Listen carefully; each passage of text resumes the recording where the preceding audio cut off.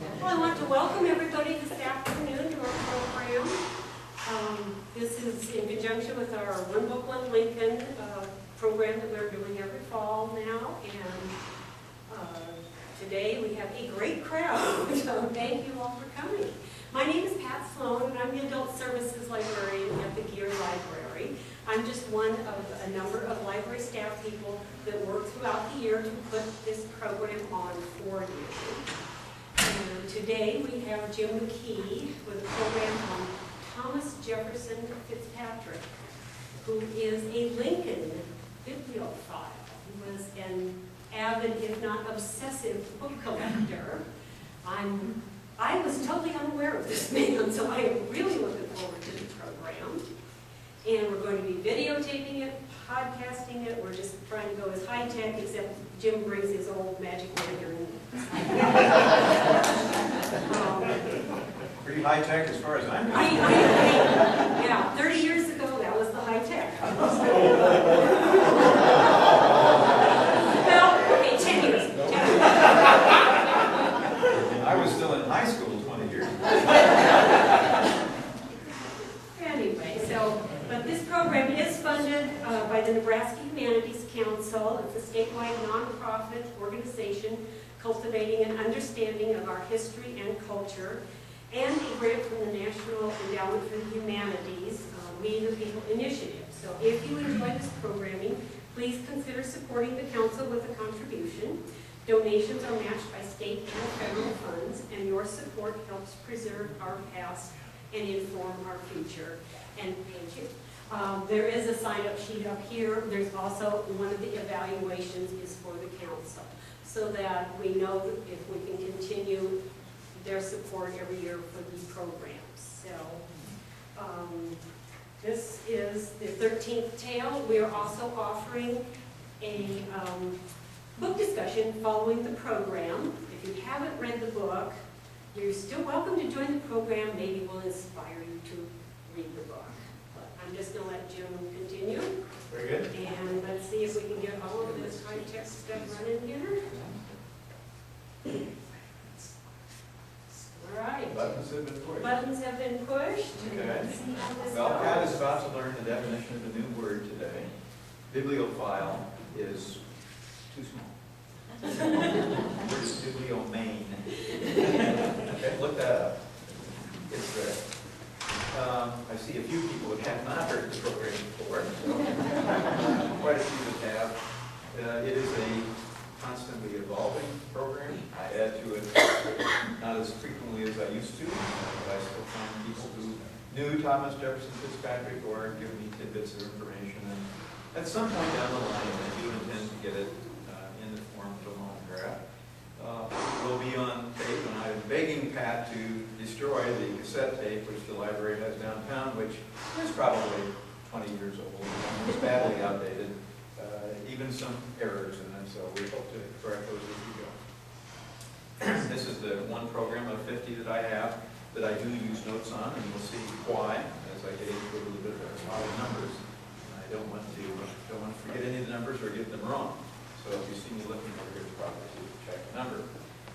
When we're all done, we'll see the pictures of part of the story, a small part. I should tell you before I start, as I warn everybody in this program, before I give it, I do not expect you to believe it.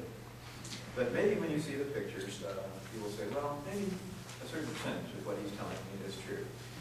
We try to get it refined down, but I assure you that it is true. It's a difficult story to comprehend or get your arms around. Thomas Jefferson Fitzpatrick was a man I did not know. My father knew him. People who lived around me knew him.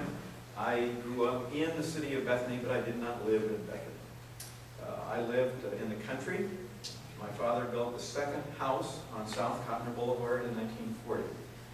The closest house to ours where there was anyone alive was in Bethany.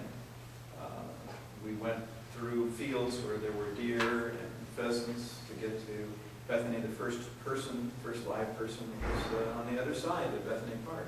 So I grew up going to Bethany School. I grew up then later going to Northeast, although I was in the Lincoln High District. Our house was surrounded on all sides with corn and then wheat, So I had little to do but go to Bethany to school, Bethany Christian Church, the Boy Scout cabin, which was about 1 block to the south of Thomas Jefferson Fitzpatrick's house. And you would think I would have met him. I undoubtedly saw him in my life, but did not register. One person in my age group, his brother, Sonny Glass, Gene Glass's brother. Gene Glass is the great expert on Warren Isley now, and comes back occasionally as lectures. Told me stories about Thomas Jefferson Fitzpatrick and his house, which I and the rest of the guys in the Boy Scout cabin ignored. It was not the least bit interesting to us at the time. This was in the 1950s when I was growing up. The house that he lived in had 2 addresses. It was on the corner, 2002 North 68th, for those of you taking notes, or 6802 Lexington, just across the street and the east from the campus of Nebraska Christian University, which became Cotner University, which became Cotner College, and which some of you will remember even if you don't remember this school. Thomas Jefferson Fitzpatrick was born April 2nd of 1868 in a log cabin. He could have been president, near Centerville, Iowa.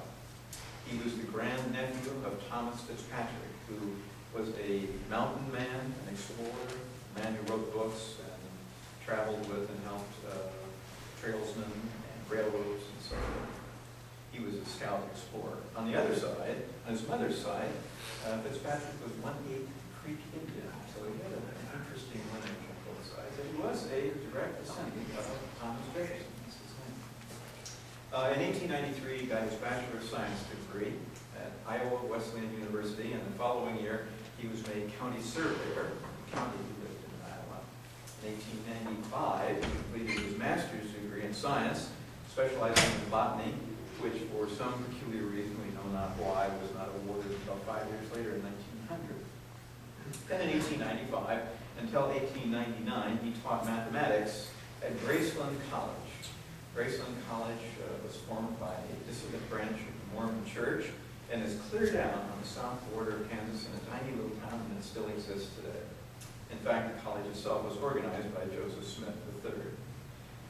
He was listed in the college catalog as senior professor. In actuality, there were 3 members of the faculty at that time, so perhaps it wasn't too unusual.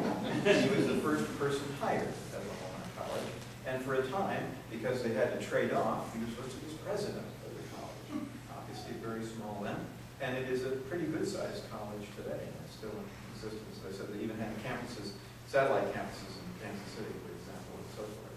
And it was at that point in his life that he began to develop an interest in Mormon, not church, but the Mormons themselves. His interest in Mormonism, if you will, centered around the fact that the Mormons, as they traveled from New York back to Illinois and down in Illinois and then ultimately over to Florence and Nebraska and through to Salt Lake City, took with them, as many migrating groups did, such as the colonies in Iowa, brought with them things like furniture making or winemaking in some cases.